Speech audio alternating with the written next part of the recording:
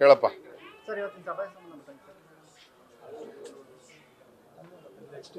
ಈ ಭಾಗದ ನಮ್ಮ ವಿಧಾನ ಪರಿಷತ್ ಚುನಾವಣೆ ಅಂಗವಾಗಿ ಜೆಡಿಎಸ್ ಅಭ್ಯರ್ಥಿಗಳು ಏನು ಅಖಾಡದಲ್ಲಿದ್ದಾರೆ ಅವ್ರಿಗೆ ಬೆಂಬಲವನ್ನು ಸೂಚಿಸಬೇಕು. ನಮ್ಮ ಎಲ್ಲ ಮುಖಂಡರುಗಳು ಕೂಡ ಇನ್ನೂ ಹೆಚ್ಚು ಸಕ್ರಿಯವಾಗಿ ಈ ಚುನಾವಣೆಯಲ್ಲಿ ತೊಡಗಿಸ್ಕೋಬೇಕು.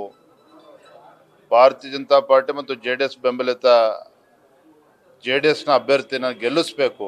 ಈ ನಿಟ್ಟಿನಲ್ಲಿ ಇವತ್ತು ಸಭೆನ ಕರೆದಿದ್ದೇವೆ.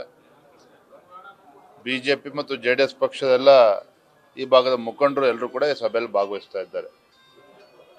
ತಮಗೆ ತಿಳಿದಿರೋ ಹಾಗೆ ರಾಜ್ಯದಲ್ಲಿ ನಡೀತಾ ಇರತಕ್ಕಂಥ ಒಂದು ಪದವೀಧರ ಮತ್ತು ಶಿಕ್ಷಕರ ಒಂದು ಚುನಾವಣೆ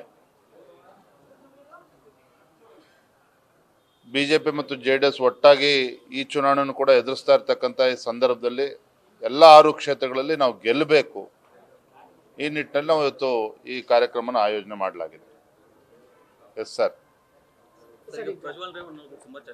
ಬೇಡ, ಬೇರೆ ವಿಷಯ ಕೇಳಿ ಸರ್. ಈಗ ರಾಜ್ಯದಲ್ಲಿ ಕಾಂಗ್ರೆಸ್ ಸರ್ಕಾರ ಬಂದು 1 ವರ್ಷ ಆಗಿದೆ. ಇತಿಹಾಸ ಅಧಿಕಾರ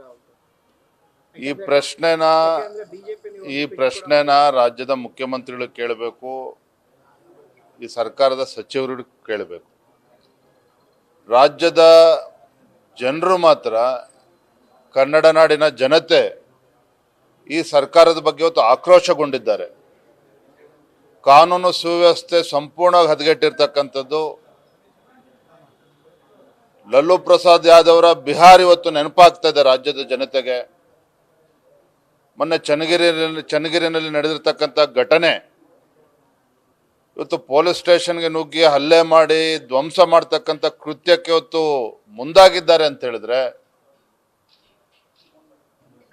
ಎಲ್ಲೋ ಒಂದ್ ಕಡೆ ಈ ಅಸಮರ್ಥ ಸರ್ಕಾರ ಕಾನೂನು ಸುವ್ಯವಸ್ಥೆನ ನಿರ್ವಹಣೆ ಮಾಡ್ತಕ್ಕಂಥ ವಿಚಾರದಲ್ಲಿ ಸಂಪೂರ್ಣವಾಗಿ ವಿಫಲ ಆಗಿದೆ. ಇದ್ರ ಬಗ್ಗೆ ನಿಮ್ಗೆ ಯಾವುದೇ ಅನುಮಾನಗಳು ಬೇಡ.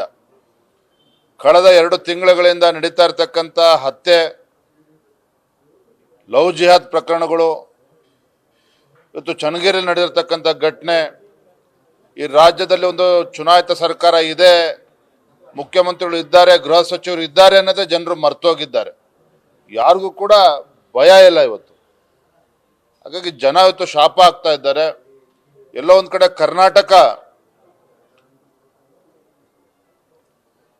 ಬಿಹಾರ ಆಗ್ತಾ ಇದೆ. ಲಲ್ಲೂ ಪ್ರಸಾದ್ ಯಾದವ್ ಸಂದರ್ಭದಲ್ಲಿ ಏನೋ ಒಂದು ಬಿಹಾರ ರಾಜ್ಯ ಇತ್ತು, ಅಲ್ಲಿ ಕಾನೂನು ಅಂತದ್ದು ಇರಲಿಲ್ಲ, ಕಾನೂನಿಗೆ ಅರ್ಥನೂ ಕೂಡ ಇರಲಿಲ್ಲ.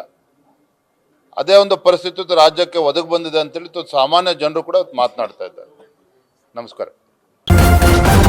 ನ್ಯೂಸ್ ಫಸ್ಟ್, ನಿರ್ಭೀತಿಯಿಂದ ನಿಮ್ಮ ಪರವಾಗಿ.